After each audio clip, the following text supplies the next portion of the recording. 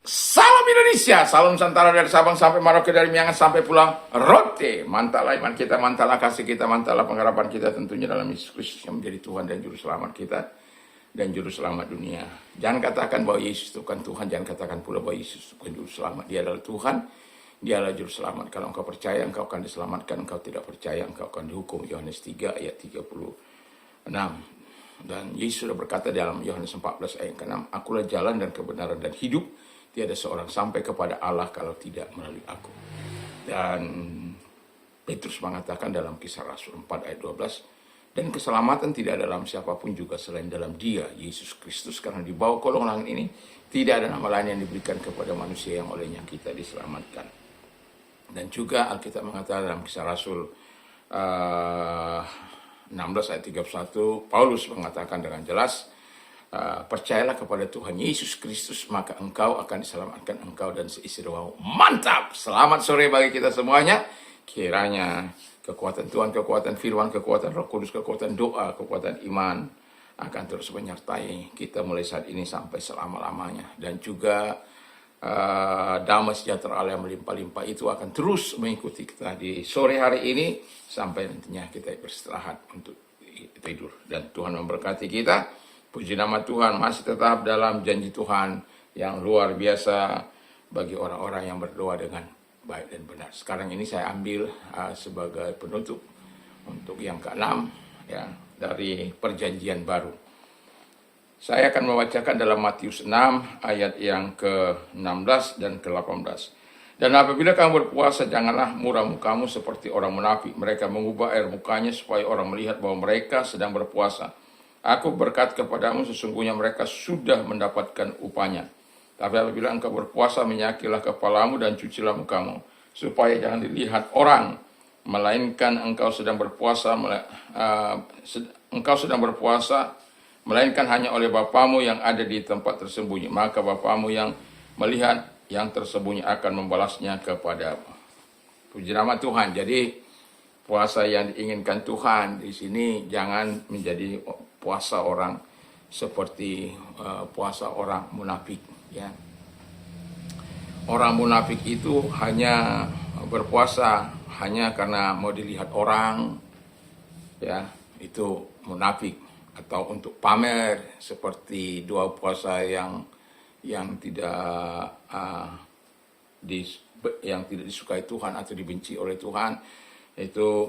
Lalu kemudian namanya doa puasa orang munafik itu juga, ya, dia hanya menahan lapar, ya, haus. Tapi sesungguhnya yang Tuhan mau itu untuk membuka belenggu-belenggu kelaliman, untuk membuka menyelidiki hatinya, atau untuk membiarkan Tuhan menyelidiki hatinya, itu tidak akan dilakukan. Sehingga ketika Tuhan diberikan untuk memperbaiki dirinya, maka Tuhan akan melakukannya. Tetapi karena dia berdoa berpuasa untuk kemunafikan, maka nggak akan pernah terjadi puasa yang berkenan di hadapan Tuhan. Secara manusia, Tuhan katakan dia sudah menerima upahnya.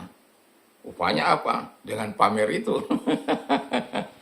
Jadi doa puasa yang orang munafik itu sebenarnya sangat menjengkelkan gitu, ya. Kelihatan saja berdoa dan berpuasa, tetapi perilakunya masih tetap hal-hal yang tidak menyenangkan. Judi masih tetap judi, merokok masih tetap merokok. Loh, katanya puasa. Ya, maksud saya mereka melakukannya di tempat-tempat tersembunyi, dalam melakukan hal seperti itu. Jadi orang percaya kalau memang tidak kuat, tidak dipaksakan. Memang ada yang puasa 3 hari 3 malam, ada yang puasa bahkan 1 minggu, ada yang puasa ya hanya makan di sore hari, mungkin selama 40 hari, dan lain sebagainya. Ada yang puasa 3 hari 3 malam, tidak makan, tidak minum, non-stop seperti Esther untuk keselamatan, ya. Tapi itu adalah doa yang betul-betul bukan munafik, ya. Nah, doa yang munafik itu seperti Yesaya 58 itu ayat 1 sampai dengan 5. Mereka pamer, mereka menunjukkan dirinya supaya hebat, dan mereka masih mau perang-perang. Dan Tuhan katakan bahwa mereka dapat upahnya sendiri gitu ya. Nah, yang kedua, ketika Tuhan kita berdoa berpuasa, mau menerima janji-janji Tuhan yang luar biasa itu, kita harus berdoa dan benar.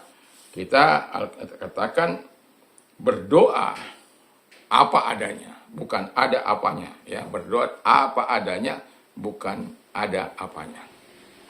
Maksud saya di sini adalah bahwa ketika kita berdoa apa adanya, kita memang terbuka di hadapan sesama, di hadapan Tuhan, bahwa mengapa kita melakukan ini?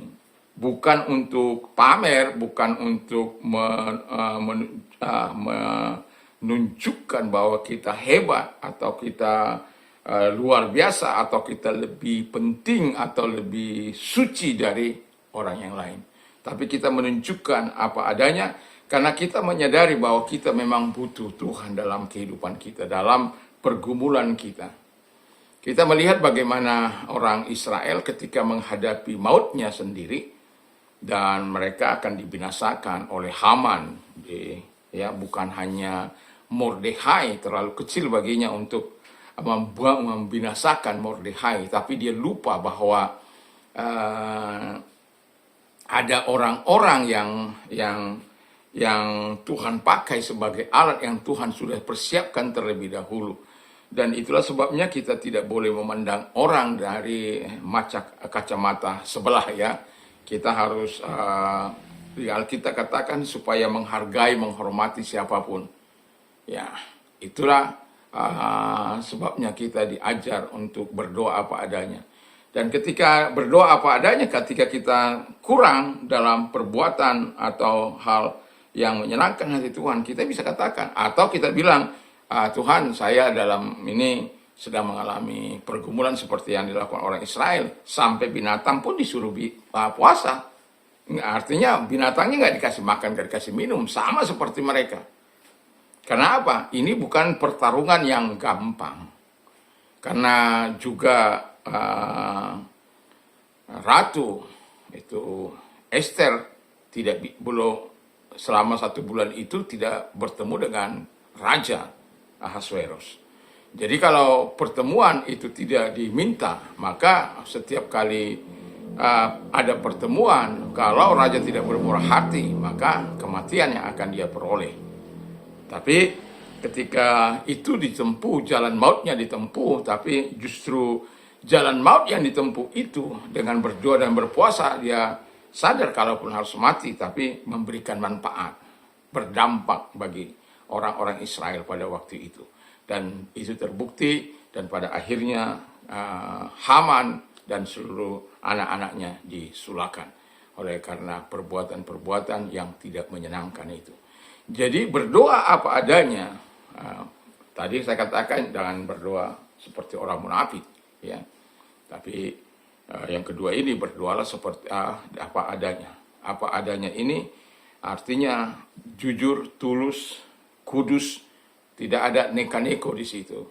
Ya, berpuasa sambil menahan diri dari haus dan lapar, tapi dia juga membuka hal-hal yang tidak menyenangkan hati Tuhan dari dirinya, supaya Tuhan mentransformasi hatinya, pikirannya, hidupnya untuk menjadi alat di tangan Tuhan. Itu memang tidak mudah dan juga tidak gampang. Tetapi ketika orang berpuasa untuk menerima janji-janji yang luar biasa dari Tuhan, itu harus dilakukan. Berpuasa apa adanya, membuka diri di hadapan Tuhan.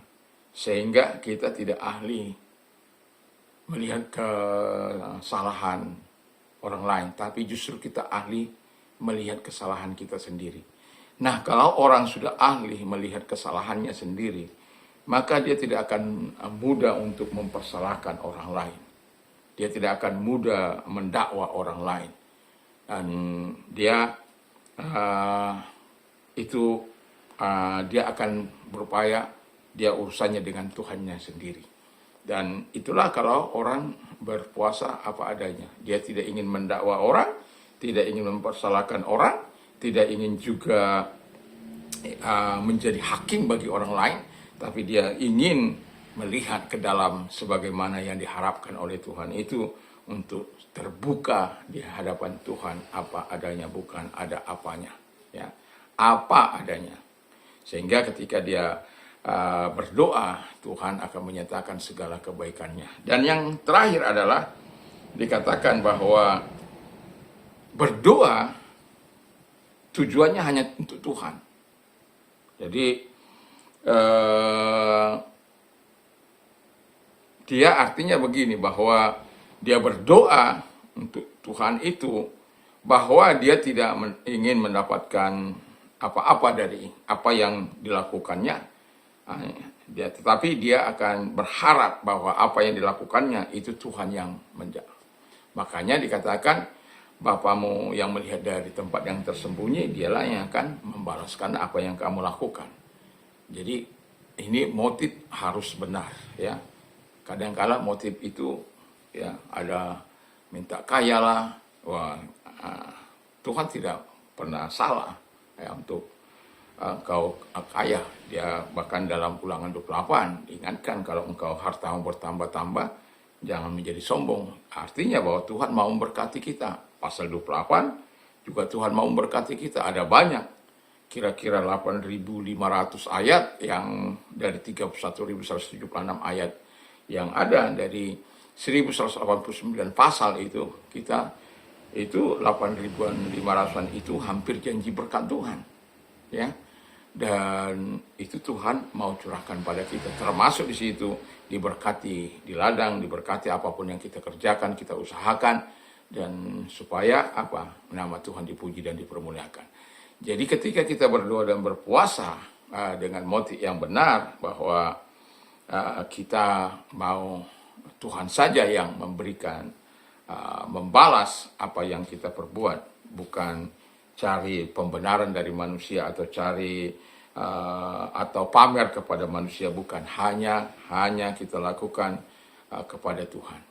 Setelah kita mengalami puasa apa adanya di hadapan Tuhan, dengan keterbukaan, dengan kejujuran, dengan benar, dengan tulus, maka motif ini akan bisa dengan baik kita lakukan. Makanya kita hanya berharap sesuatu hanya dari Tuhan. Dan Tuhan pun tidak akan abai, kata firman Allah, bahwa ketika kita melakukan itu, Bapa yang di surga di tempat tersembunyi itu akan membalaskan hal-hal yang baik kepada kita. Jadi ketika kita berdoa dan berpuasa, kita bisa melihat dari 1 sampai dengan 6, ya, bahwa berpuasa yang ada berpuasa yang dibenci oleh Tuhan, ya, ada puasa yang disukai oleh Tuhan, tapi ada juga puasa yang ketika kita berpuasa dengan baik dan benar, maka janji-janji yang luar biasa itu akan kita peroleh. Dan biarlah kita ketika berdoa dan berpuasa dengan tujuan yang baik, sebagaimana yang dikatakan oleh Matius 6 ini, ayat yang ke-16 sampai dengan 18, bahwa kita bukan melakukan seperti orang munafik, dan kita melakukan apa adanya, dan disertai dengan yang ketiga, motif yang baik, atau dengan catatan bahwa kita hanya melakukannya untuk Tuhan saja. Itu yang kalau saya singkat dengan motif yang baik dan benar. Nah, ketika kita melakukan itu, yakin dan percayalah, janji-janji Tuhan kita akan dapat lakukan. Satu kali ketika saya ingin mendapatkan rumah ini, ya, dan saya tidak punya kekuatan untuk mendapatkan ini. Tetapi saya berdoa dan berpuasa selama 1 tahun ini, ya, 1 tahun. Saya berharap setelah doa puasa saya 1 tahun itu, ya, sebelum 1 tahun itu Tuhan sudah menjawab. Nah, Ketika saya mulai berpuasa 1 bulan, 2 bulan, 3 bulan, tidak ada apa-apa terjadi. 4 bulan, tidak ada apa yang terjadi. Ya, terus kemudian ada di tengah-tengah apa itu Tuhan memberkati saya dengan sebuah kendaraan. Lalu kemudian itu bukan doa saya ya, itu doa anak saya karena setiap kali berdoa harus menyebut. Kadang-kala udah saya pernah cerita bahwa saya sering mengerjainya dan kemudian 5, 6, 7, 8, 9 ya 9 bulan kemudian ya terjadilah sesuatu yang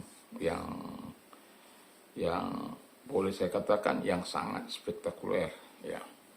Dan pada tanggal di mana dia mati suri itu, pada tanggal itu saya juga ada datang kemari dan melihat untuk saya juga tidak tahu karena sudah lama saya tidak kemari, jadi ada gerakan roh ya, saya mampir di sini dengan kendaraan saya dan kemudian mengetuk-ngetuk pintu rumah tapi lama tidak dibuka.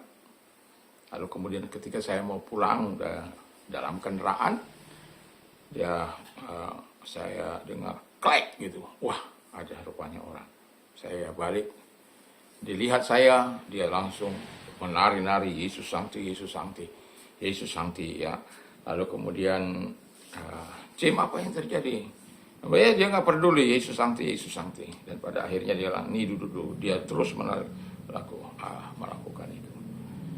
Dan artinya yang mau saya bilang adalah setelah 9 bulan melakukan doa dan puasa, ya akhirnya ini Tuhan jawab. Tuhan jawab dan itu sesuatu yang sangat luar biasa. Ketika kita mau menyerahkan diri kepada Tuhan, apapun yang menjadi pergumulan Anda, kita sudah banyak melihat kesaksian-kesaksian dalam Alkitab bahwa ketika doa puasa dengan benar dilakukan, janji Tuhan yang sangat luar biasa akan kita nikmati, bukan hanya sementara tapi sepanjang umur hidup kita. Makanya saya katakan, ambil doa puasamu, ya mungkin nggak bisa setiap hari, tapi ada bulan khusus kah, atau tahun khusus kah, ya kalau sudah 1 tahunan itu harus ya mungkin panjang ya, ada harian kah, mungkin seperti orang Parisi 2 kali 1 minggu, tapi jangan, ya tidak. Nah, kiranya ketika kita berdoa dan berpuasa, prinsipnya adalah kalau kita mau menikmati janji Allah yang luar biasa itu, berdoa puasalah dengan benar di hadapan Tuhan, supaya kita menerima segala yang baik, yang indah, yang manis hanya dari Tuhan. Mari kita tunduk kepala kita berdoa. Terima kasih Tuhan, biarlah Allah yang senantiasa hidup itu menyatakan kebaikan-Mu dan kemurahan-Mu dalam kehidupan kami sebagai orang percaya. Terpujilah Engkau. Kami terus akan menyerahkan kehidupan kami kepadamu di dalam nama Yesus Kristus, dan biarlah Allah yang baik, yang luar biasa akan menyatakan segala kebaikan dan kemurahan-Mu dalam kehidupan kami. Ketika kami melakukan doa dan puasa yang benar, kami akan mendapatkan yang baik dan sesuatu yang baik dari Tuhan. Dan kalau engkau sedang sakit, apapun sakit penyakit, mengarahkan tangan kepada Tuhan. Dalam nama segala sakit penyakit yang mereka tidak pernah keluar, dan oleh biduris engkau sembuh. Dan kalau engkau sudah mengalami masalah dalam kehidupanmu, arahkan tanganmu kepada Tuhan, kita berdoa. Lihatlah tangan-tangan yang diarahkan kepadamu. Allah, aku akan mencukupi segala kebutuhan menurut kekayaan dan kemuliaan dalam Kristus Yesus. Lihat tangan-tangan yang diarahkan kepadamu, kau lakukan mujizat dan pertolongan kepada mereka. Kebaikanmu hadir kepada setiap mereka Bapa di surga dalam kasih-Mu. Terima kasih, dan kami percaya Tuhan sangat mengasihi mereka dan mau menolong mereka. Dalam nama Yesus, haleluya. Amin. Selamat sore, selamat kita beristirahat, dan kalau tiba saatnya kita harus tidur, jangan lupa untuk berdoa dan memperkatakan firman Allah dalam kehidupan kita. Mantap, mantap, mantap!